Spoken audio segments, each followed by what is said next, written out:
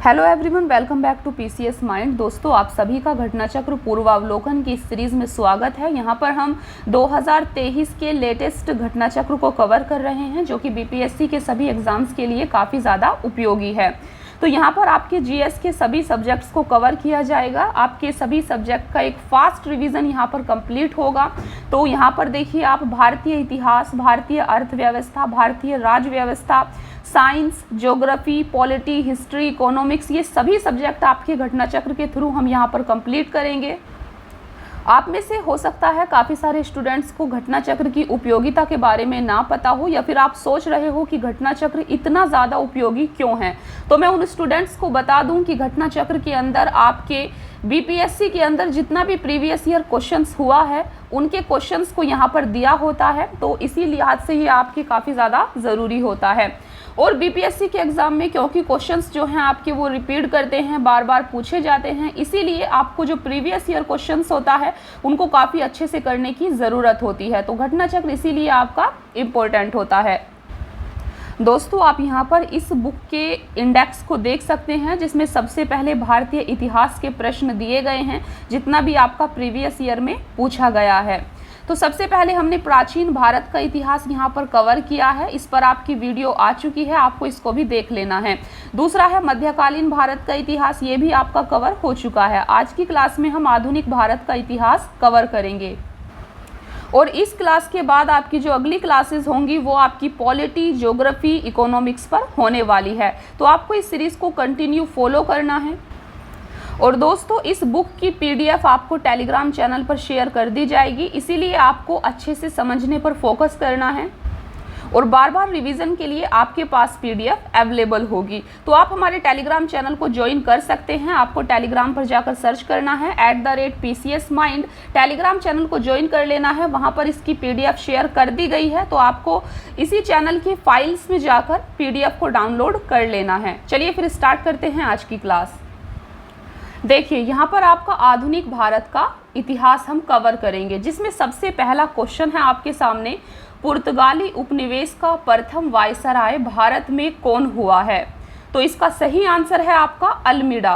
पुर्तगाली उपनिवेश का प्रथम वायसराय भारत में अल्मीडा हुआ है। ये क्वेश्चन आपका 45th बीपीएससी के प्रीलिम्स एग्जामिनेशंस में पूछा गया था। देखिए, भारत में प्रथम पुर्तगाली वायसराय के रूप में फ्रांसिस्को डी अल्मीडा का आगमन हुआ। वह 1505 ईस्वी में भारत पहुंचा। 1509 ईस्वी में अल्मीडा ने टर्की, गुजरात तथा मिस्र की संयुक्त सेना को पराजित कर दीव पर अधिकार कर लिया।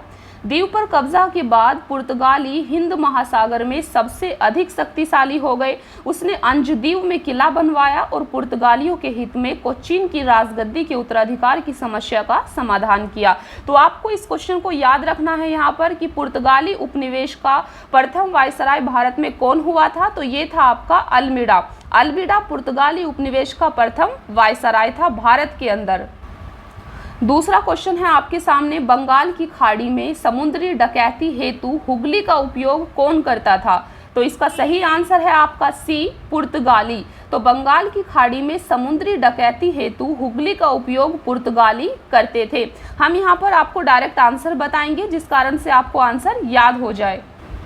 देखिए, पुर्तगालियों द्वारा हुगली को बंगाल की खाड़ी में समुद्री लूटपाट के लिए अड्डे के रूप में इस्तेमाल किया जाता था। तो ये आपको याद रखना है, हुगली का उपयोग समुद्री डकैती हेतु पुर्तगालियों के द्वारा किया जाता था। तीसरा क्वेश्चन है आपका, निम्नलिखित अंग्रेजों में किसे जहांगीर ने खान की उपाधि से सम्मानित किया था। तो सही आंसर है हॉकिंस। तो निम्न अंग्रेजों में से किसे जहांगीर ने, तो जहांगीर ने हॉकिंस को खान की उपाधि से सम्मानित किया था। इनको आपको याद रखना है। देखिए, यहाँ पर आप देख सकते हैं, हॉकिंस ईस्ट इंडिया कंपनी का एक कर्मचारी तथा व्यापारी था। वह बादशाह जहांगीर के नाम इंग्लैंड के राजा जेम्स प्रथम का पत्र लेकर 1608 ईस्वी में सूरत पहुंचा। अप्रैल 1608 में वह आगरा में मुगल सम्राट जहांगीर से भेंट की। जहांगीर ने हॉकिंस को 400 का मनसब तथा फिरंगी खां अथवा इंग्लिश खान की उपाधि दी। फोर्थ क्वेश्चन है आपका, भारत में 1612 ईस्वी में अंग्रेजों ने अपनी पहली फैक्ट्री कहाँ स्थापित की थी? तो इसका सही आंसर है डी, सूरत। तो भारत में 1612 ईस्वी में अंग्रेजों ने अपनी पहली फैक्ट्री सूरत में स्थापित की थी, ये आपको याद रखना है। देखिए, कैप्टन विलियम हॉकिंस सूरत से मुगल दरबार पहुंचा, किंतु सूरत में फैक्ट्री की स्थापना की अनुमति पाने में सफल नहीं हो सका। कौन? Captain William Hawkins. तो यह मुगल दरबार गया, लेकिन फैक्ट्री की स्थापना पाने के लिए यह अनुमति पाने में सफल नहीं रहा। देन 1611 ईस्वी में पुर्तगालियों के विरोध के बावजूद कैप्टन मिडलटन सूरत के समीप सुवाली पहुंचा और मुगल गवर्नर से वहां व्यापार करने की अनुमति पाने में सफल हो गया। कैप्टन बेस्ट द्वारा सूरत के बंदरगाह की विजय ने पुर्तगाली एकाधिकार की निरंतरता को भंग किया। इसके बाद जहांगीर के शाही फरमान से अंग्रेजों ने सूरत में स्थायी रूप से एक फैक्ट्री स्थापित की। यहाँ से अंग्रेजों ने अपने व्यापार को देश के दूसरे भागों में फैलाया तथा शीघ्र ही अहमदाबाद, बुरहानपुर, अजमेर तथा आगरा में सहयोगी फैक्ट्रियां स्थापित की। तो यहाँ पर आपसे काफ़ी सारे क्वेश्चन पूछे जा सकते हैं, जिनको आपको ध्यान से देखना है, आपको ध्यान से सुनना है बिल्कुल। देखिए, फिफ्थ क्वेश्चन है आपका, किस मुगल शासक के समय में सर थॉमस रो भारत आया था? ये क्वेश्चन काफी बार पूछा जाता है। तो किस मुगल शासक के समय में सर थॉमस रो भारत आया था? सही आंसर है सी, जहांगीर। तो जहांगीर के समय में सर थॉमस रो भारत आए थे। ये 67th बीपीएससी में भी आपका क्वेश्चन पूछा गया था। देखिए, सर थॉमस रो ब्रिटेन के राजा जेम्स प्रथम के दूत के रूप में सितंबर 1615 ईस्वी में सूरत पहुंचा तथा जनवरी 1616 में वह अजमेर में मुगल शासक जहांगीर के दरबार में उपस्थित हुआ।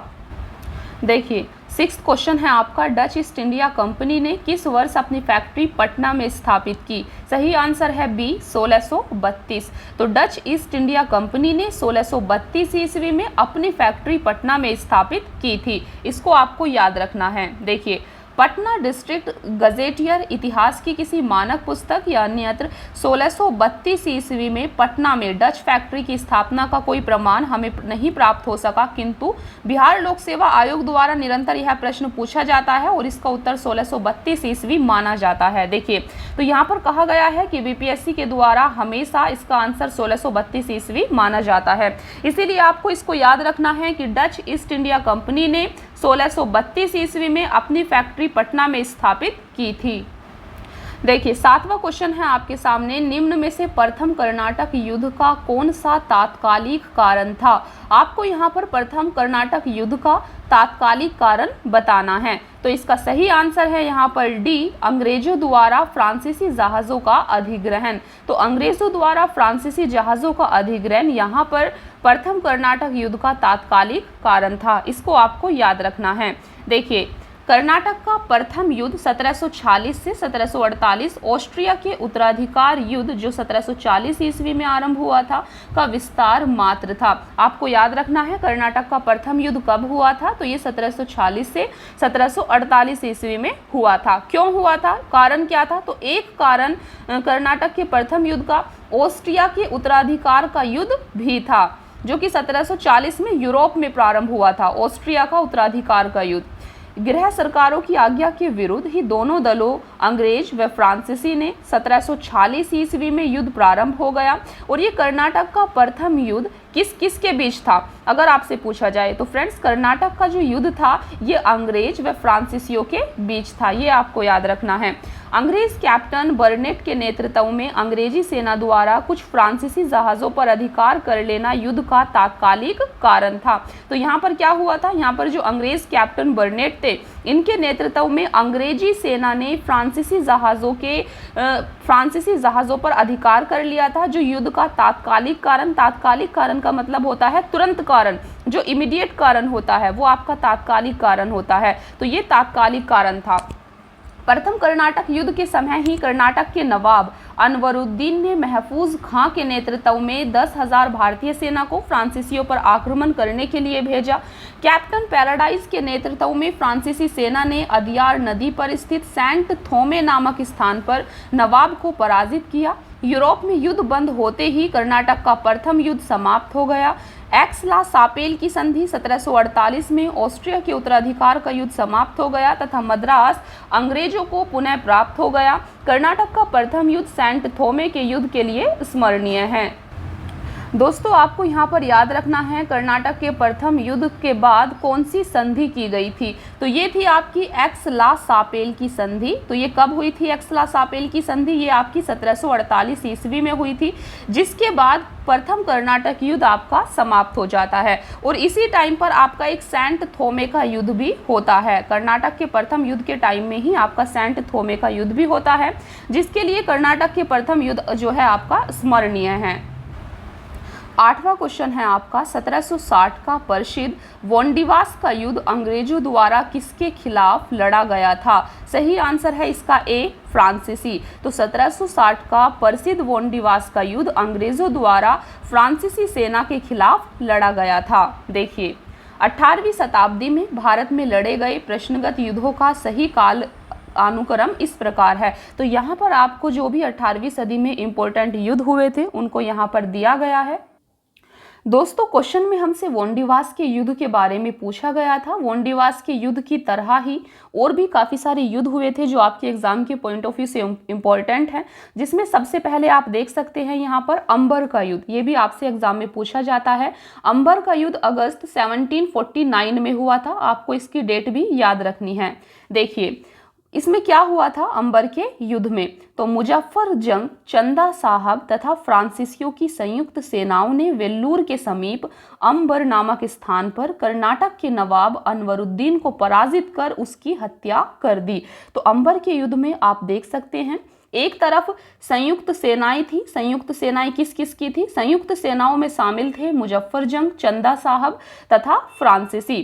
तो इन सब ने मिलकर वेल्लूर के समीप अंबर नामक स्थान पर, तो अंबर क्या है? एक स्थान का नाम है, जहां पर इन्होंने कर्नाटक के नवाब थे अनवरुद्दीन, तो कर्नाटक के नवाब को इन्होंने सबने मिलकर पराजित कर दिया और उनकी हत्या कर दी। तो ये था आपका अंबर का युद्ध जो कि 1749 में हुआ था। देखिए मुजफ्फर जंग दक्कन का सूबेदार बन गया। इस उपलक्ष्य में उसने अपने हितकारी डुप्ले को कृष्णा नदी के दक्षिणी भाग के मुगल प्रदेशों का गवर्नर नियुक्त कर दिया तथा उत्तरी सरकार के कुछ जिले भी फ्रांसीसियों को दे दिए। इसके अतिरिक्त मुजफ्फर जंग की प्रार्थना पर एक फ्रेंच सेना की टुकड़ी बुस्सी के नेतृत्व में हैदराबाद में तैनात कर दी गई। तो फ्रेंड्स ये था आपका अंबर का युद्ध, इसको आपको अच्छे से याद रखना है। अभी दूसरा है आपके सामने जो काफ़ी ज़्यादा फेमस है, प्लासी का युद्ध। प्लासी का युद्ध आपका जून 1757 में हुआ था, इसको आपको अच्छे से याद रखना है। चलिए समझते हैं प्लासी के युद्ध को। देखिए अंग्रेजों तथा बंगाल के नवाब सिराजुद्दौला के मध्य सबसे पहले आपको याद रखना है प्लासी का युद्ध कब हुआ था, तो ये 1757 जून में हुआ था। फिर याद रखना है कि प्लासी का युद्ध किस किस के बीच हुआ था, तो ये अंग्रेजों तथा बंगाल के नवाब सिराजुद्दौला के मध्य हुआ था। युद्ध के परिणाम स्वरूप अंग्रेजों का पूरे बंगाल पर नियंत्रण हो गया। क्लाइव ने मीर जाफर को बंगाल का नवाब बनाया। नवाब बनने के बाद मीर जाफर ने अंग्रेजों को उनकी सेवाओं के लिए 24 परगनों की जमींदारी से पुरस्कृत किया और क्लाइव को, जो रॉबर्ट क्लाइव थे आपके जो मेन थे प्लासी के युद्ध में अंग्रेजों की तरफ से, और रॉबर्ट क्लाइव को 2,34,000 पाउंड की निजी भेंट दी। तो ये था आपका प्लासी का युद्ध। नेक्स्ट है आपका वोंडिवास का युद्ध। ये युद्ध भी काफ़ी ज़्यादा फेमस है और काफ़ी ज़्यादा इम्पोर्टेंट है। तो घटना चक्र का यही फायदा है कि आपको यहाँ पर जो भी मोस्ट इम्पोर्टेंट चीज़ें होती हैं वो टू द पॉइंट आपको मिल जाती हैं। देखिए तो ये है आपका वोंडिवास का युद्ध जो कि जनवरी 1760 में हुआ था। तो आपको याद रखना है वोंडिवास का युद्ध कब हुआ था, ये 1760 में हुआ था। अंग्रेजों तथा फ्रांसीसियों के मध्य हुआ था, इस चीज़ को आपको याद रखना है। युद्ध में फ्रांसीसी पराजित हुए थे। अंग्रेजी सेना का नेतृत्व सर आयर कूट ने, जबकि फ्रांसीसी सेना का नेतृत्व काउंट डी लाली ने किया था। तो कभी कभी ऐसा भी पूछ लिया जाता है कि वोंडिवास के युद्ध में अंग्रेजी सेना का नेतृत्व किसने किया और फ्रांसीसी सेना का नेतृत्व किसने किया। तो आपको याद रखना है कि वोंडिवास के युद्ध में अंग्रेजी सेना का नेतृत्व सर आयर कूट ने किया था, जबकि फ्रांसीसी सेना का नेतृत्व काउंट डी लाली ने किया था। नेक्स्ट है आपका बक्सर का युद्ध। बक्सर का युद्ध भी काफ़ी ज़्यादा इम्पोर्टेंट है जो कि अक्टूबर 1764 में हुआ था। दोस्तों यहाँ पर आपको दो क्वेश्चंस याद रखने हैं। सबसे पहले बक्सर का युद्ध कब हुआ था, तो ये आपका अक्टूबर 1764 में हुआ था। दूसरा क्वेश्चन आपको याद रखना है, बक्सर का युद्ध किन किन के बीच हुआ था, तो ये हुआ था आपका मीर कासिम, अवध के नवाब शुजाउद्दौला एवं मुगल सम्राट शाह आलम द्वितीय की संयुक्त सेना। तो इन तीनों की, एक तरफ इन तीनों की संयुक्त सेना थी और दूसरी तरफ थे अंग्रेज। तो इनकी संयुक्त सेना और अंग्रेजों के मध्य बक्सर का युद्ध लड़ा गया था। युद्ध में अंग्रेज विजयी रहे। इस युद्ध में अंग्रेजी सेना का नेतृत्व हेक्टर मुनरो ने किया था। बक्सर के युद्ध ने प्लासी के निर्णयों पर मोहर लगा दी थी। 9th क्वेश्चन है आपका, निम्न में किस अंग्रेज अधिकारी ने पुर्तगालियों को स्वाली के स्थान पर हराया था। तो यहाँ पर आपको बताना है कि किस अंग्रेज अधिकारी ने पुर्तगालियों को स्वाली के स्थान पर हराया था। इसका सही आंसर है बी, थॉमस बेस्ट। तो थॉमस बेस्ट ने पुर्तगालियों को स्वाली के स्थान पर हराया था। देखिए 1611 ईस्वी में पुर्तगालियों के विरोध के बावजूद कैप्टन मिडलटन सूरत के समीप स्वाली पहुंचा और मुगल गवर्नर से यहां व्यापार करने की अनुमति लेने में सफल हो गया। कैप्टन बेस्ट द्वारा सूरत के बंदरगाह की विजय ने पुर्तगाली एकाधिकार की निरंतरता को भंग किया तथा सूरत में स्थायी रूप से एक फैक्ट्री स्थापित की। यहां से अंग्रेजों ने अपने व्यापार को देश के दूसरे भागों में फैलाया और शीघ्र ही अहमदाबाद, बुरहानपुर, अजमेर तथा आगरा में सहयोगी फैक्ट्रियां स्थापित की। 10वां क्वेश्चन है आपके सामने, उस क्षेत्र की पहचान करें जहां से यूरोप वासियों को सर्वोत्तम सोरा और अफीम प्राप्त होता था। तो सही आंसर है इसका बिहार। आपको पता है कि सोरा यूरोप वासियों को बिहार से प्राप्त होता था। देखिए यूरोप वासियों को सर्वोत्तम सोरा और अफीम बिहार से प्राप्त होता था। 11वां क्वेश्चन है आपके सामने, अंग्रेजी शासनकाल में भारत का कौन सा क्षेत्र अफीम उत्पादन हेतु प्रसिद्ध था। तो इसका भी आंसर है आपका बिहार, जो कि अभी हमने ऊपर देखा कि अंग्रेजी शासनकाल में भारत का बिहार क्षेत्र अफीम उत्पादन और सोरा उत्पादन के लिए प्रसिद्ध था। तो ये आपको याद रखना है। 12वां क्वेश्चन है आपके सामने, इलाहाबाद की संधि के बाद रॉबर्ट क्लाइव ने मुर्शिदाबाद का उम्मीदवार किसे बनाया था। उम्मीदवार नहीं, उपदीवान, सॉरी। देखिए इलाहाबाद की संधि के बाद रॉबर्ट क्लाइव ने मुर्शिदाबाद का उपदीवान किसे बनाया था। सही आंसर है इसका ए, मोहम्मद रजा खान। देखिए इलाहाबाद की दूसरी संधि 1765 में हुई थी। सबसे पहले आपको याद रखना है इलाहाबाद की संधि 1765 में हुई थी, जबकि आपको पता है कि 1764 में बक्सर का युद्ध हुआ था। बक्सर के युद्ध के तुरंत बाद 1765 में आपकी इलाहाबाद की संधि होती है। तो इलाहाबाद की संधि के अनुसार भगोड़े सम्राट शाह आलम को अंग्रेजी संरक्षण में ले लिया गया, उसे इलाहाबाद में रखा गया।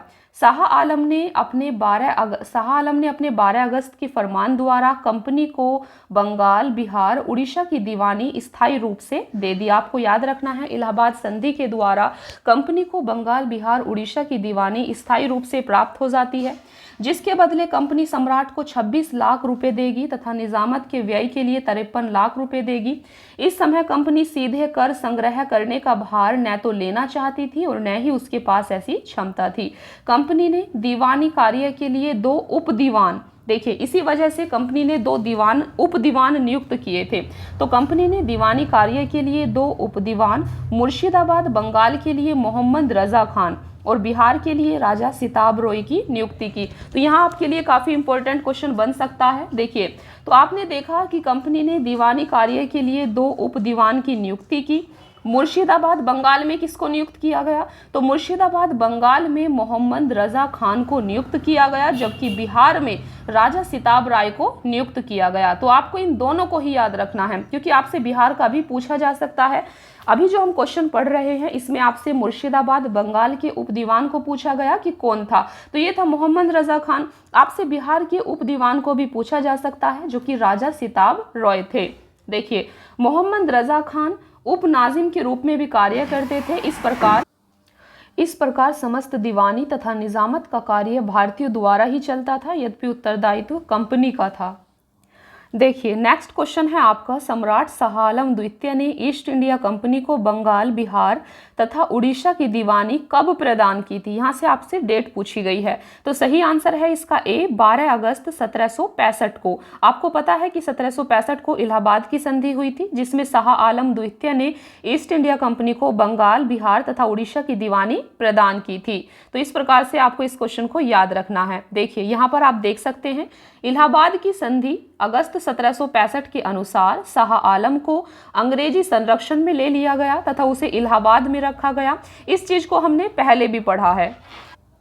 आप यहाँ पर देख सकते हैं 12 अगस्त 1765 के अपने फरमान के द्वारा मुगल बादशाह शाह आलम द्वितीय ने कंपनी को बंगाल, बिहार तथा उड़ीसा की दीवानी स्थायी रूप से दे दी, जिसके बदले कंपनी द्वारा सम्राट को 26 लाख रुपए दिया जाना था तथा निजामत व्यय के लिए कंपनी को 53 लाख रुपए देना था। तो फ्रेंड्स बस आपको यहाँ पर इतना याद रखना है कि सम्राट शाह आलम द्वितीय ने ईस्ट इंडिया कंपनी को बंगाल, बिहार तथा उड़ीसा की दीवानी 12 अगस्त 1765 को प्रदान की। देखिए 15वां क्वेश्चन है आपका, रंजीत सिंह ने सुप्रसिद्ध कोहिनूर हीरा प्राप्त किया था, किससे प्राप्त किया था उन्होंने। तो सही आंसर है इसका ए शाह शुजा से। तो रंजीत सिंह ने सुप्रसिद्ध कोहिनूर हीरा शाह शुजा से प्राप्त किया था। देखिए पंजाब अहमद शाह अब्दाली के साम्राज्य का भाग था, परंतु 1773 ईस्वी में उसकी मृत्यु के पश्चात मुल्तान, कश्मीर इत्यादि कुछ छोटे छोटे भागों को छोड़कर शेष पर सिख मिशलों का अधिकार हो गया। उधर अफगानों के आंतरिक झगड़ों के कारण रंजीत सिंह को अपनी स्थिति दृढ़ करने का अवसर मिल गया। 1800 ईस्वी में अहमद शाह अब्दाली का पौत्र शाह शुजा काबुल की गद्दी पर बैठा, परंतु उसके भाई शाह महमूद ने शक्तिशाली बरकजई सरदारों फतेह खां और दोस्त मोहम्मद की सहायता से उसे 1809 ईस्वी में विस्थापित कर दिया तथा स्वयं कश्मीर और पेशावर पर अधिकार कर लिया। इसी अवसर पर शाह शुजा ने काबुल का राज्य प्राप्त करने के लिए रंजीत सिंह से सहायता मांगी और उन्हें कोहिनूर हीरा भेंट किया। तो आप यहाँ पर देख सकते हैं रंजीत सिंह को कोहिनूर हीरा किसने भेंट किया था। तो शाह शुजा ने रंजीत सिंह को कोहिनूर हीरा भेंट किया था। 16वां क्वेश्चन है आपके सामने, टीपू सुल्तान ने अपनी राजधानी बनवाई। सही आंसर है ए श्रीरंगपट्टनम में। तो आपको सही आंसर को यहाँ पर याद रखना है, टीपू सुल्तान ने अपनी राजधानी श्रीरंगपट्टनम में बनवाई थी। देखिए टीपू सुल्तान ने श्रीरंगपट्टनम को अपनी राजधानी बनाया एवं यहाँ जैकोबिन क्लब की स्थापना की। तो जैकोबिन क्लब की स्थापना कहाँ पर की थी? श्रीरंगपट्टनम में। किसने? टीपू सुल्तान ने, और उसका सदस्य बना। साथ ही उसने अपनी राजधानी में फ्रांस और मैसूर के मैत्री का प्रतीक स्वतंत्रता का वृक्ष रोपा। टीपू सुल्तान ने अपने समकालीन विदेशी राज्यों से मैत्री संबंध बनाने तथा अंग्रेजों के विरुद्ध उनकी सहायता प्राप्त करने के लिए अरब, कुसुतुनिया, आधुनिक इस्तांबुल, काबुल और मॉरिशस में अपने दूत मंडल भी भेजे थे। 17वां क्वेश्चन है, अंग्रेजों ने श्रीरंगपट्टनम की संधि किसके साथ की थी? सही आंसर है सी टीपू सुल्तान के साथ। आपको याद रखना है। देखिए तृतीय आंग्ल मैसूर युद्ध जो कि आपका 1790 से 1792 में हुआ था। सबसे पहले तो आपको यही याद रखना है, तृतीय आंग्ल मैसूर युद्ध कब हुआ था? 1790 से 92 में। तो तृतीय आंग्ल मैसूर युद्ध के अवसान श्रीरंगपट्टनम की संधि मार्च 1792 द्वारा हुआ। तो तृतीय आंग्ल मैसूर युद्ध के बाद श्रीरंगपट्टनम की संधि की जाती है 1792 में। इस संधि में अंग्रेजों की ओर से कॉर्नवालिस तथा मैसूर से टीपू सुल्तान शामिल थे। तो इस युद्ध में अंग्रेजों की ओर से कॉर्नवालिस अंग्रेजी सेना का नेतृत्व कर रहे थे, जबकि मैसूर की ओर से टीपू सुल्तान लड़ रहे थे। इसके अनुसार टीपू को अपने देश का लगभग 1/2 भाग अंग्रेजों तथा उनके साथियों को देना पड़ा। साथ ही युद्ध के हार जाने के रूप में टीपू को 3 करोड़ रुपए अंग्रेजों को देना था। श्रीरंगपट्टनम की संधि में यह शामिल था कि जब तक टीपू 3 करोड़ रुपए नहीं देंगे तब तक उसके 2 पुत्र अंग्रेजों के कब्जे में रहेंगे। कॉर्नवालिस ने इसी संधि के बाद यह टिप्पणी की थी, हमने अपने शत्रु को प्रभावशाली ढंग से पंगु बना दिया है तथा साथियों को भी शक्तिशाली नहीं बनने दिया। 18वां क्वेश्चन है यहाँ पर, ठगों का उन्मूलन किसके नेतृत्व में हुआ था? सही आंसर है बी कैप्टन सिलीमैन। तो ये आपको याद रखना है, ठगों का उन्मूलन कैप्टन सिलीमैन के नेतृत्व में हुआ था। देखिए ठगों में हिंदू और मुसलमान दोनों धर्मों के अनुयायी सम्मिलित थे। परंतु वास्तव में ये लोग काली, दुर्गा अथवा भवानी की पूजा करते थे तथा प्राय अपने शिकार का सिर काटकर देवी के चरणों में बलि के रूप में चढ़ाते थे। ये कौन थे? ये ठग थे, जिसमें हिंदू और मुसलमान दोनों धर्मों के लोग थे। उन्हें विश्वास था कि उनका यह धंधा विधि का विधान है तथा उनके शरीर की मृत्यु उनके भाग्य में उसी प्रकार लिखी होती थी। सती प्रथा के प्रश्न पर तो कुछ मतभेद था, किंतु ठगी के विषय में समस्त जनता ने सरकार का समर्थन किया। लॉर्ड विलियम बेंटिक ने कैप्टन सिलीमैन को ठगों के विरुद्ध कार्यवाही करने के लिए नियुक्त किया। किसने? लॉर्ड विलियम बेंटिक ने कैप्टन सिलीमैन को। उसने लगभग 1500 ठगों को बंदी बना लिया। अनेक ठगों को फांसी दी गई, शेष को आजीवन निर्वासित कर दिया गया। 1837 ईस्वी के पश्चात संगठित रूप से ठगों का अंत हो गया। तो हमने यहाँ पर देखा कि ठगों का उन्मूलन कैप्टन सिलीमैन ने किया था। 19वां क्वेश्चन है, बंगाल में द्विशासन प्रणाली किसके द्वारा लागू की गई थी? सही आंसर है इसका सी, रॉबर्ट क्लाइव। आपको याद रखना है, बंगाल में द्विशासन प्रणाली रॉबर्ट क्लाइव के द्वारा लागू की गई थी। देखिए, द्वैत शासन की शुरुआत बंगाल में रॉबर्ट क्लाइव के समय में 1765 ईस्वी में हुई थी। तो द्वैत शासन की शुरुआत कब हुई थी? 1765 ईस्वी में। किसके नेतृत्व में? रॉबर्ट क्लाइव के नेतृत्व में। इसको आपको याद रखना है। वॉरेन हेस्टिंग्स के कार्यकाल में 1772 ईस्वी में कोर्ट ऑफ डायरेक्टर्स ने दोहरी शासन प्रणाली को समाप्त करने का निर्णय लिया तथा कलकत्ता परिषद एवं उसके प्रधान को आज्ञा दी कि वे स्वयं दीवान बने और बंगाल, बिहार तथा उड़ीसा के प्रबंध को अपने हाथ में ले ले। वॉरेन हेस्टिंग्स ने दोनों उप दीवानों मोहम्मद रजा खां और राजा सिताब राय को पदमुक्त कर दिया। तो आपको याद रखना है, 1765 में बंगाल में द्विशासन की शुरुआत की गई थी, जबकि किसके नेतृत्व में की गई थी? रॉबर्ट क्लाइव के नेतृत्व में। जबकि 1772 ईस्वी में वॉरेन हेस्टिंग्स ने द्वैत शासन प्रणाली को बंगाल में समाप्त कर दिया था। तो यहां से आपके काफी सारे क्वेश्चंस बन सकते हैं। 20वां क्वेश्चन है आपके सामने, द्वैत शासन का जनक किसे माना जाता है? सही आंसर है डी, सर लियोनिल कर्टिस को। आपको याद रखना है, द्वैत शासन का जनक कर्टिस को माना जाता है, लियोनिल कर्टिस को माना जाता है। देखिए, सर लियोनिल कर्टिस को द्वैत शासन का जनक माना जाता है। इसमें दीवानी और विजारत कानून व्यवस्था की जिम्मेदारी अलग अलग कर दी गई थी। 21वां क्वेश्चन है आपके सामने, भारत में प्रथम रेलवे लाइन किस ब्रिटिश गवर्नर के समय बिछाई गई थी? सही आंसर है ए, लॉर्ड डलहौजी।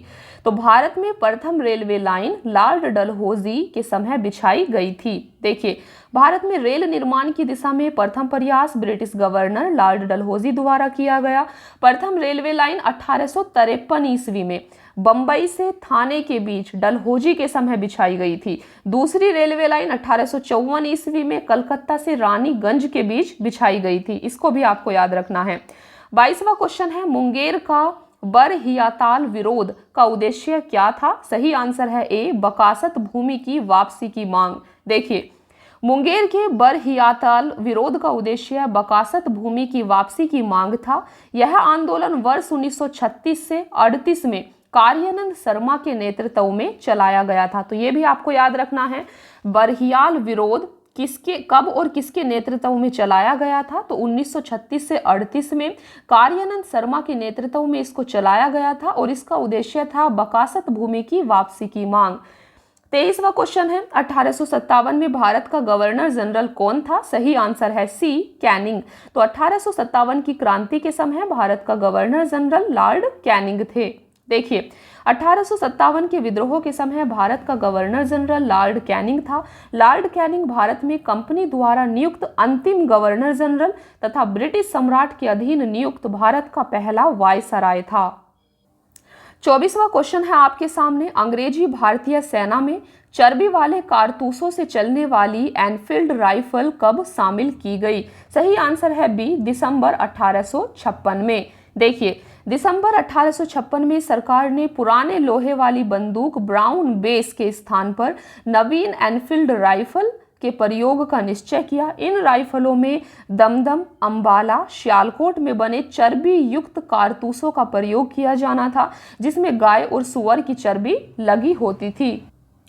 इस नई राइफल में कारतूस के ऊपर भाग को मुंह से काटना पड़ता था। जनवरी 1857 में बंगाल सेवा में यह अफवाह फैल गई कि चर्बी वाले कारतूस में गाय और सुअर की चर्बी है। सैनिक अधिकारियों ने इस अफवाह की जांच किए बिना तुरंत इसका खंडन कर दिया, किंतु सैनिकों को विश्वास हो गया कि चर्बी वाले कारतूसों का प्रयोग उनके धर्म को भ्रष्ट करने का एक निश्चित प्रयत्न है और यही कारतूस 1857 के विद्रोह का तात्कालिक कारण बना। 25वां क्वेश्चन है आपके सामने, 1857 के विद्रोह का नेतृत्व बिहार में किसने किया था? सही आंसर है बी, कुंवर सिंह ने। तो 1857 के विद्रोह का नेतृत्व बिहार में कुंवर सिंह ने किया था। देखिए 1857 में जगदीशपुर में विद्रोह की अगुवाई करने वाले कुंवर सिंह बिहार के आरा जिले से संबंधित थे।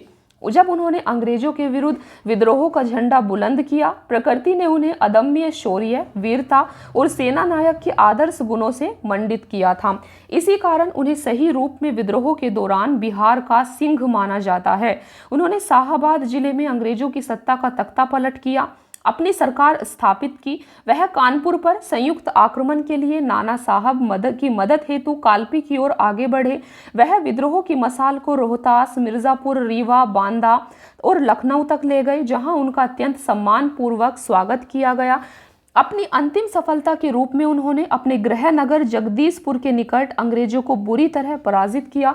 इसी युद्ध के दौरान कुंवर सिंह बुरी तरह घायल हो गए और 26 अप्रैल 1858 को उनकी मृत्यु हो गई।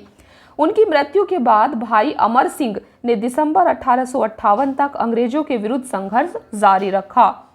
26वां क्वेश्चन है आपके सामने, बिहार में 1857 के विद्रोह का नेतृत्व किसने किया था? सही आंसर है सी, कुंवर सिंह ने, जो कि अभी हमने ऊपर भी देखा। 27वां क्वेश्चन है, जगदीशपुर के किस व्यक्ति ने 1857 के विप्लव में क्रांतिकारियों का नेतृत्व किया था? तो सही आंसर है आपका ए, कुंवर सिंह। ये क्वेश्चन आपसे एग्जाम में बार बार पूछा जाता है, इसीलिए आपको इसको अच्छे से याद रखना है। 28वां क्वेश्चन है आपका, कुंवर सिंह राजा थे कहाँ के? तो सही आंसर है जगदीशपुर के। सही आंसर आपका सी है। तो कुंवर सिंह जगदीशपुर के राजा थे, ये आपको याद रखना है। देखिए बिहार के शाहाबाद जिले के जगदीशपुर ग्राम में 1782 में जन्मे कुंवर सिंह ने जगदीशपुर की जमींदारी संभाली थी। जगदीशपुर से उन्होंने ही 1857 के विद्रोह का नेतृत्व किया था। 26 अप्रैल 1858 को इनकी मृत्यु हो गई। 1857 के विद्रोह के समय इनके अदम्य साहस, वीरता और कुशल सेना नायकत्व के कारण इन्हें बिहार का सिंह कहा गया। 29वां क्वेश्चन है आपके सामने, 1857 के विद्रोह के एक नेता कुंवर सिंह किस स्थान से संबंधित थे? सही आंसर है आपका बी, जगदीशपुर। 30वां क्वेश्चन है आपका, कुंवर सिंह अंग्रेजों के खिलाफ 1857 के विद्रोह में किस जगह शामिल हुए थे? सही आंसर है ए, आरा। आपको ये याद रखना है। देखिए कुंवर सिंह से काफी ज्यादा क्वेश्चंस घुमा फिराकर आपसे पूछे जाते हैं, इसीलिए आपको यहाँ पर जितने भी क्वेश्चंस हम डिस्कस कर रहे हैं उनको अच्छे से याद कर लेना है। देखिए तो कुंवर सिंह अंग्रेजों के खिलाफ 1857 के विद्रोह में आरा नामक स्थान में शामिल हुए थे। आप यहाँ पर देख सकते हैं 25 जुलाई 1857 को दानापुर में सैनिकों की 3 रेजिमेंटों ने विद्रोह कर दिया। 26 जुलाई को ये सैनिक आरा पहुंचे। यहाँ कुंवर सिंह ने इनका नेतृत्व स्वीकार किया। देखिए नेक्स्ट क्वेश्चन है आपका, इनमें से किसने 1857 के विद्रोह में सक्रिय भाग लिया था? तो सही आंसर है आपका ई। यहाँ पर आपके इस क्वेश्चन के एक से अधिक आंसर सही हैं। देखिए तो आपसे ये पूछा गया कि किसने 1857 के विद्रोह में सक्रिय भाग लिया था। एक बार हम पढ़ते हैं। तो कानपुर से थे नाना साहब, लखनऊ से थी बेगम हजरत महल, फैजाबाद से थे मोहम्मद अहमदुल्ला और दिल्ली से थी बेगम जीनत महल। तो आपको बताना है कि यहाँ पर किस किस ने 1857 के विद्रोह में सक्रिय भाग लिया था। तो यहाँ पर उपयुक्त में से एक से अधिक आंसर्स हो सकते हैं आपके, और हैं तो आप यहाँ पर देख भी सकते हैं। देखिए ईस्ट इंडिया कंपनी के राजनीतिक, आर्थिक, सामाजिक और धार्मिक कारणों के फलस्वरूप 1857 का विद्रोह प्रारंभ हुआ। लखनऊ में इस विद्रोह का प्रारंभ जून 1857 में हुआ। यहाँ पर इस विद्रोह का नेतृत्व बेगम हजरत महल ने किया। तो आप यहाँ पर देख सकते हैं लखनऊ से थी आपकी बेगम हजरत महल। कानपुर में इस विद्रोह का नेतृत्व नाना साहिब के द्वारा तथा फैजाबाद में विद्रोह का नेतृत्व मौलवी अहमदुल्ला ने किया था, जबकि बहादुर शाह जफर जो कि अंतिम मुगल बादशाह थे की पत्नी बेगम जीनत महल ने अप्रत्यक्ष रूप से इस विद्रोह में भाग लिया था। इस प्रकार दिए गए प्रश्न के सभी विकल्पों में सबसे उचित उत्तर आपका ई है, क्योंकि यहाँ पर एक से अधिक ऑप्शन आपके सही हैं। 32वां क्वेश्चन है आपका, पटना के 1857 के स्वतंत्रता संग्राम के नेता थे, तो आपको पता है इसका सही आंसर है बी, राजपूत कुंवर सिंह। हमने बार बार देखा कि पटना में 1857 के स्वतंत्रता संग्राम का नेतृत्व कुंवर सिंह ने किया था। देखिए, पटना बिहार में जगदीशपुर के जमींदार कुंवर सिंह ने विद्रोह का नेतृत्व किया। उनकी जमींदारी कंपनी की नीतियों के कारण छीन ली गई थी। उन्होंने भी अपनी रोष की अभिव्यक्ति विद्रोह में कर दी।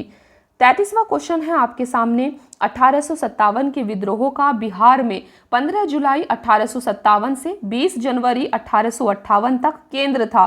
सही आंसर है डी, जगदीशपुर। देखिए, बिहार में 1857 के विद्रोह का केंद्र जगदीशपुर था, जहां जमींदार कुंवर सिंह ने नेतृत्व संभाला और शाहाबाद जिले में अंग्रेजों की सत्ता का तख्ता पलटकर अपनी सरकार स्थापित की। बिहार के विद्रोह को पटना डिवीजन कमिश्नरी के कमिश्नर विलियम टेलर और बंगाल गोलदास फौज के मेजर बिसेंट आयर द्वारा दबा दिया गया था। 34वां क्वेश्चन है आपके सामने, जगदीशपुर के राजा थे, तो सही आंसर है डी, कुंवर सिंह। ये क्वेश्चन बार बार आता है।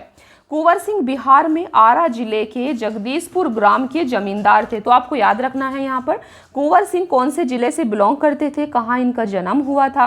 तो कुंवर सिंह आरा जिले से बिलोंग करते थे। आरा जिले के जगदीशपुर ग्राम के जमींदार थे ये, जिन्होंने वृद्धावस्था में अंग्रेजों के खिलाफ बगावत का बिगुल बजाया। विद्रोह के दौरान उन्हें बिहार का सिंह कहा गया।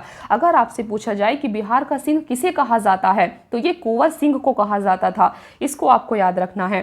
35वां क्वेश्चन है आपका, कुंवर सिंह ने 1857 के विद्रोह का नेतृत्व किस प्रांत से किया था। सही आंसर है आपका सी, बिहार से। तो आपको पता है कि कुंवर सिंह बिहार राज्य से थे। देखिए, बिहार में 1857 के विद्रोह का नेतृत्व आरा की विशाल रियासत के वृद्ध राजपूत जमींदार कुंवर सिंह ने किया था, जो शीघ्र ही पटना के समीप दानापुर, छोटा नागपुर, रांची, पलामू आदि सहित बिहार के कई भागों में फैल गया। कुंवर सिंह ने लंबे समय तक बहादुरी और उत्साहपूर्वक अंग्रेजों से संघर्ष किया और लगभग 10 माह लंबी सफल लड़ाइयों के बाद युद्ध में प्राप्त घावों के कारण 26 अप्रैल 1858 को शहीद हुए। तो कुंवर सिंह का देहांत कब हुआ था? 26 अप्रैल 1858 को। नेक्स्ट क्वेश्चन है आपका, 1857 के विद्रोह का नेतृत्व बिहार में किसने किया था। अभी आप इरिटेट फील कर रहे होंगे क्योंकि ये क्वेश्चन बार बार पूछा जा रहा है। कोई बात नहीं, हमें इसको अच्छे से देख लेना है। जितने भी क्वेश्चंस यहाँ पर, जितने भी प्रकार के क्वेश्चंस इस टॉपिक से पूछे जाते हैं, तो आप एक बार देख लीजिए और उनको याद कर लें। देखिए, 1857 के विद्रोह का नेतृत्व बिहार में कुंवर सिंह ने किया था, सबको पता होगी अब तक। तो 37वां क्वेश्चन है, बिहार में 1857 के विद्रोह का नेतृत्व किसने किया था। फिर से आपसे क्वेश्चन पूछा गया है। 38वां क्वेश्चन था, निम्न में से कौन 1857 के विद्रोह में अंग्रेजों का सबसे कट्टर दुश्मन था। ये क्वेश्चन आपके लिए नया है। देखिए, तो 1857 के विद्रोह में अंग्रेजों का सबसे कट्टर दुश्मन था। सही आंसर है ए, मौलवी अहमदुल्ला शाह। चलिए पढ़ते हैं इनके बारे में। देखिए, मौलवी अहमदुल्ला शाह ने फैजाबाद में विद्रोह को अपना नेतृत्व प्रदान किया। तो आपको पता है कि फैजाबाद से विद्रोह का नेतृत्व मौलवी अहमदुल्ला शाह के द्वारा किया गया। ये अंग्रेजों के सबसे कट्टर दुश्मन थे। वह मूलतः तमिलनाडु में अरकाट के रहने वाले थे, पर वह फैजाबाद में आकर बस गए थे। उन्होंने भारत के विभिन्न धर्मानुयायियों का आह्वान करते हुए कहा कि सारे लोग काफिर अंग्रेजों के विरुद्ध खड़े हो जाओ और उन्हें भारत से बाहर खदेड़ दो।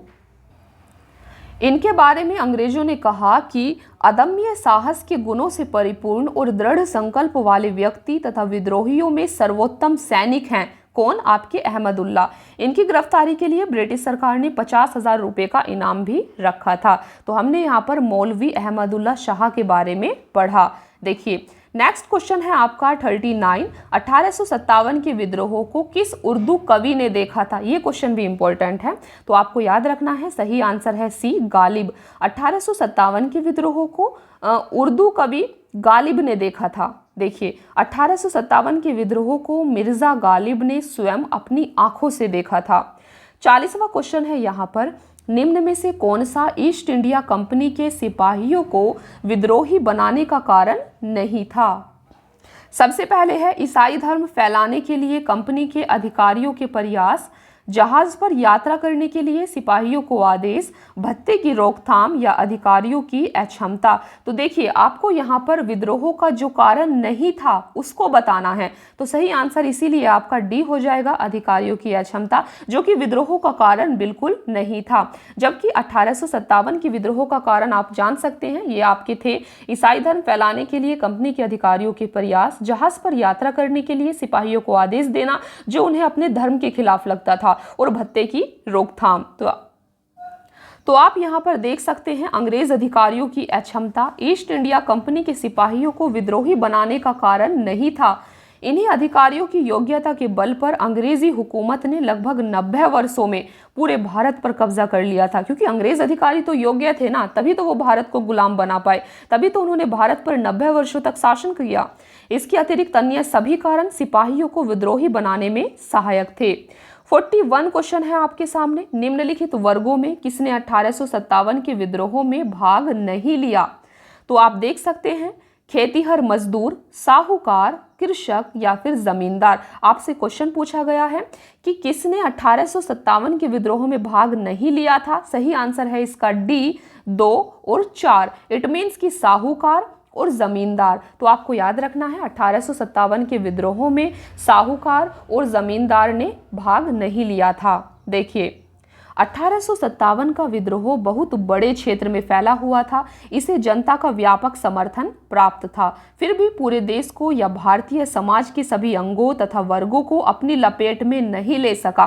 तो 1857 के विद्रोह की असफलता का एक कारण ये भी है कि इसमें सभी वर्ग के लोग शामिल नहीं हो पाए। यह दक्षिणी भारत तथा पूर्वी और पश्चिमी भारत के अधिकांश भागों में नहीं फैल सका। भारतीय रजवाड़ों के अधिकांश शासक तथा बड़े जमींदार पक्के स्वार्थी तथा अंग्रेजों की शक्ति से भयभीत थे और वे विद्रोह में शामिल नहीं हुए। इसके विपरीत ग्वालियर के सिंधिया, इंदौर के होलकर, हैदराबाद के निजाम, जोधपुर के राजा, भोपाल के नवाब, पटियाला, नाभा, जिंद के सिख शासक, पंजाब के दूसरे सिख सरदार, कश्मीर के महाराजा और दूसरे अनेक सरदारों और बड़े जमींदारों ने विद्रोह को कुचलने में अंग्रेजों की सक्रिय सहायता की थी। गवर्नर जनरल कैनिंग ने बाद में टिप्पणी की कि इन शासकों ने तूफान के आगे बांध की तरह काम किया, वरना यह तूफान एक ही लहर में हमें बहा ले जाता। व्यापारियों और शिक्षित वर्ग ने कलकत्ता और बंबई में सभाएं कर अंग्रेजों की सहायता के लिए प्रार्थना की। उच्च तथा मध्य वर्गों के अधिकांश लोग विद्रोहियों के आलोचक थे। विद्रोह में शामिल अवध के बहुत से तालुकदारों, बड़े जमींदारों ने अंग्रेजों से यह आश्वासन पाकर कि उनकी जागीरें वापस दे दी जाएंगी, विद्रोह से किनारा कर लिया। तो आप यहाँ पर देख सकते हैं कि काफी सारे वर्ग, काफी सारे ग्रुप थे जिन्होंने 1857 के विद्रोह में पार्टिसिपेट नहीं किया, भाग नहीं लिया, बल्कि अंग्रेजों की सहायता की इस विद्रोह को कुचलने के लिए, जिस कारण से यह विद्रोह इतने बड़े लेवल पर जाकर भी असफल हो जाता है। देखिए ग्रामीण जनता के हमलों का निशाना सूदखोर थे, इसलिए वे स्वाभाविक तौर पर विद्रोह के शत्रु हो गए थे। आधुनिक शिक्षा प्राप्त भारतीयों ने भी विद्रोह का साथ नहीं दिया। शिक्षित भारतीय देश का पिछड़ापन समाप्त करना चाहते थे। उनके मन में यह गलत विश्वास भरा था कि अंग्रेज आधुनिकीकरण के ये काम पूरा करने में उनकी सहायता करेंगे। देखिए 42वां क्वेश्चन है आपके सामने, निम्न में से कौन सा कथन सही है? तो पहला कथन है 1857 में दरभंगा, डुमराव, हटवा के महाराजाओं और उनके साथी जमींदारों ने आदमी तथा पैसे से अंग्रेजों की मदद की। दोस्तों यहाँ पर दिए गए ऑप्शंस में आपका सही आंसर ए ही होने वाला है, इसीलिए हम सिर्फ सही आंसर को पढ़ते हैं। देखिए तो 1857 में दरभंगा, डुमराव और हटवा के महाराजाओं और उनके साथी जमींदारों ने आदमी और पैसे से अंग्रेजों की मदद की थी, ये ऑप्शन आपका सही है।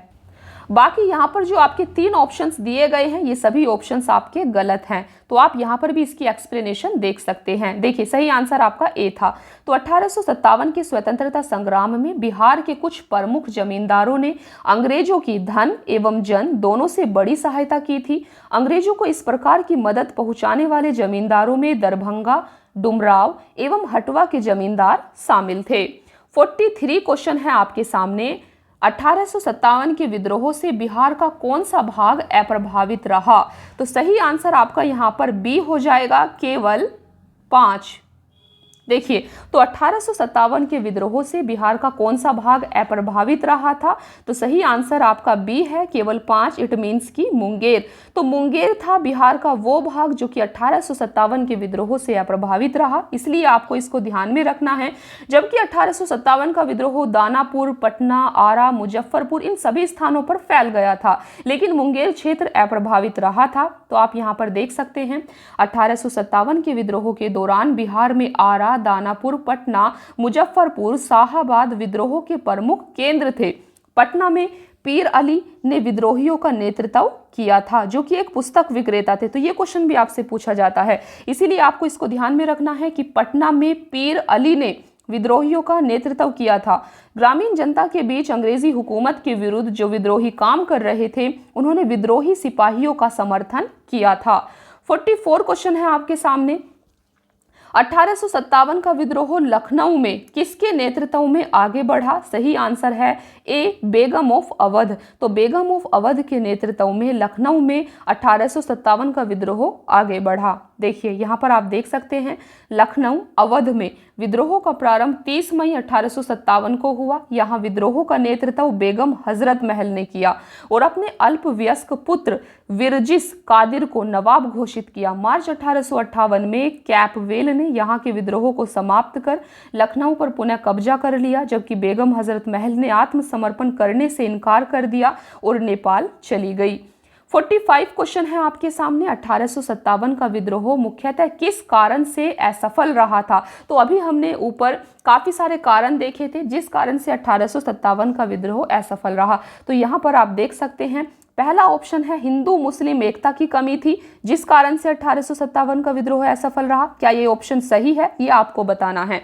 बी है किसी सामान्य योजना और केंद्रीय संगठन की कमी थी। तीसरा है इसके प्रभाव का सीमित क्षेत्र था। फोर्थ ऑप्शन है डी ऑप्शन है आपका जमींदारों की सहभागिता थी।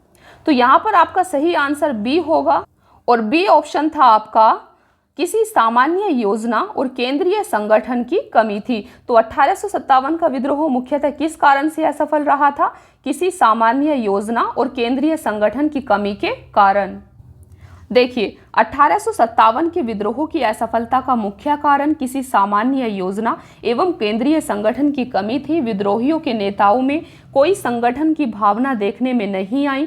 82 वर्षीय बहादुर शाह कमजोर था, उसके द्वारा विभिन्न सरदारों का आहन करना काफी नहीं था। साथ ही विद्रोहियों ने वीरता तो दिखाई और सरकार का विनाश करने पर वे तुले हुए भी प्रतीत होते थे, किंतु ऐसा करने के लिए उनके पास किसी सुनियोजित कार्यक्रम का पूर्ण अभाव था।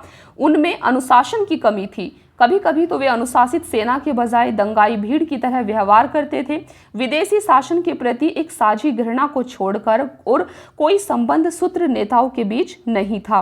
किसी क्षेत्र विशेष से ब्रिटिश सत्ता को उखाड़ फेंकने के बाद उन्हें पता भी नहीं होता था कि उसकी जगह किस प्रकार की राजनीतिक सत्ता या संस्थाएं स्थापित की जाएं। उनके पास एक भविष्य उन्मुख कार्यक्रम, सुसंगत विचारधारा, राजनीतिक परिप्रेक्ष्य या भावी समाज और अर्थव्यवस्था के प्रति एक स्पष्ट दृष्टिकोण का भी अभाव था। तो इस कारण से आपका ये विद्रोह असफल रहा। 46 क्वेश्चन है, विचार कीजिए। यहाँ पर आपको कथन और कारण दिए गए हैं। तो कथन है आपका 1857 में प्रथम स्वतंत्रता संग्राम ब्रिटिश सरकार से स्वतंत्रता प्राप्त करने में असफल रहा। कारण बताया गया है कि बहादुर शाह जफर के नेतृत्व को जन सहयोग नहीं मिला था और अधिकांश महत्वपूर्ण रियासतों के शासक उनका साथ देने में कतरा गए। तो दोस्तों यहाँ पर आपका सही आंसर है ए, दोनों क्या और का सत्य है। इट मीन्स कि ये दोनों कथन और कारण सत्य हैं और कथन कारण का सही स्पष्टीकरण है। तो आप इसको एक बार फिर से देख सकते हैं। देखिए कथन हमारा था कि 1857 में प्रथम स्वतंत्रता संग्राम ब्रिटिश सरकार से स्वतंत्रता प्राप्त करने में असफल रहा। तो बिल्कुल सही है, असफल रहा था ना। कारण है बहादुर शाह जफर के नेतृत्व को जन सहयोग नहीं मिला था और अधिकांश महत्वपूर्ण रियासतों के शासक उनका साथ देने में कतरा गए। तो कारण भी सही है और कारण कथन की स्पष्ट व्याख्या करता है। देखिए यहाँ पर आप देख सकते हैं 1857 के विद्रोह का स्वरूप मुख्यतः सामंतवादी था, जिसमें कुछ राष्ट्रवाद के तत्व विद्यमान थे। अवध तथा रुहेलखंड के तथा अन्य उत्तरी भारत के सामंतवादी तत्वों ने विद्रोह का नेतृत्व किया और दूसरी ओर अन्य सामंतवादी तत्वों जैसे पटियाला, जिंद, ग्वालियर व हैदराबाद के राजाओं ने इस विद्रोह का दमन करने में सहायता की। संकट के समय कैनिंग ने कहा था, यदि सिंधिया भी विद्रोह में शामिल हो जाएं तो मुझे कल ही बिस्तर गोल करना होगा। 47 क्वेश्चन है आपका, महारानी विक्टोरिया ने भारतीय प्रशासन को ब्रिटिश ताज के नियंत्रण में लेने की घोषणा कब की थी? सही आंसर है ए, 1 नवंबर 1858 को। तो इसको आपको अच्छे से याद रखना है। देखिए यहाँ पर आप देख सकते हैं 1857 की क्रांति के दमन के पश्चात 1 नवंबर 1858 को महारानी विक्टोरिया ने भारतीय प्रशासन को ब्रिटिश ताज के नियंत्रण में लेने की घोषणा की।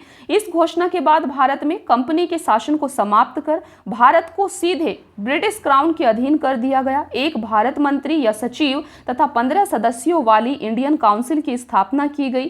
तत्कालीन गवर्नर जनरल लॉर्ड कैनिंग को ही भारत का प्रथम वायसराय बनाया गया। तो भारत के प्रथम वायसराय कौन थे? ये थे आपके लॉर्ड कैनिंग। इनको भी आपको याद रखना है। और 1 नवंबर 1858 को महारानी विक्टोरिया ने भारतीय प्रशासन को ब्रिटिश ताज के नियंत्रण में लेने की घोषणा की थी। इस चीज को भी आपको याद रखना है। ये घटना 1857 की क्रांति के बाद की थी। 48 क्वेश्चन है आपके सामने। 1857 के विद्रोह के बाद ब्रिटिश सरकार ने सिपाहियों का इन प्रांतों से चयन किया था। तो सही आंसर है सी।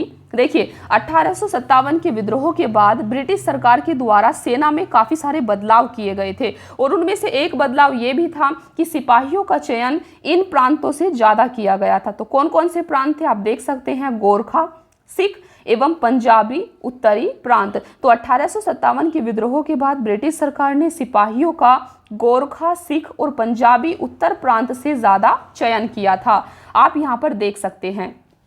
देखिए 1857 के विद्रोह के बाद ब्रिटिश सरकार ने सिपाहियों का चयन गोरखा, सिख एवं पंजाब के उत्तर प्रांत से किया। 1857 के विद्रोह को भड़काने में उत्तर प्रदेश एवं बिहार के सैनिकों ने महत्वपूर्ण भूमिका निभाई थी।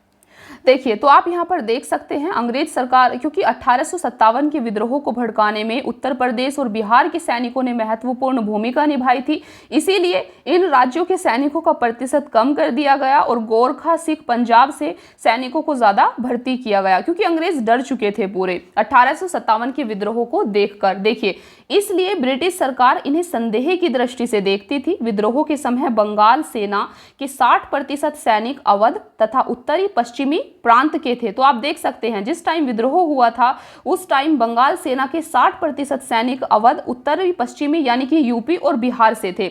विद्रोह के लिए भारतीय सेना उत्तरदायी थी। इसी कारण 1 नवंबर 1858 को महारानी विक्टोरिया के घोषणा पत्र के अंतर्गत सेना का पुनर्गठन किया गया, जो विभाजन और प्रतिलोभन की नीति पर आधारित था। 49 क्वेश्चन है आपके सामने। निम्न में से किसने 1857 के विद्रोह को एक षड्यंत्र की संज्ञा दी? सही आंसर है ए, सर जेम्स आउट्रम एवं डब्ल्यू टेलर। इसको आपको याद रखना है। देखिए सर जेम्स आउट्रम और डब्ल्यू टेलर ने 1857 के विद्रोह को हिंदू मुस्लिम षड्यंत्र का परिणाम बताया है। आउट्रम का विचार था कि यह मुस्लिम षड्यंत्र था जिसमें हिंदू शिकायतों का लाभ उठाया जाए। जॉन लॉरेंस और सीले के अनुसार वह केवल सैनिक विद्रोह था। सर जॉन सीले के अनुसार 1857 का विद्रोह एक पूर्णतः देशभक्त रहित और स्वार्थी सैनिक विद्रोह था, जिसमें न कोई स्थानीय नेतृत्व था और न ही इसे सर्वसाधारण का समर्थन प्राप्त था। उनके अनुसार यह एक संस्थापित सरकार के विरुद्ध भारतीय सेना का विद्रोह था। देखिए यहाँ पर 50वां क्वेश्चन है आपके सामने। 1857 के विद्रोह को किसके द्वारा प्रथम भारतीय स्वतंत्रता संग्राम के रूप में वर्णित किया गया था? तो दोस्तों इस क्वेश्चन का सही आंसर है ए, वी.डी. सावरकर। इसको आपको अच्छे से याद रखना है। देखिए 1857 के विद्रोह को वी.डी. सावरकर के द्वारा प्रथम भारतीय स्वतंत्रता संग्राम के रूप में वर्णित किया गया है।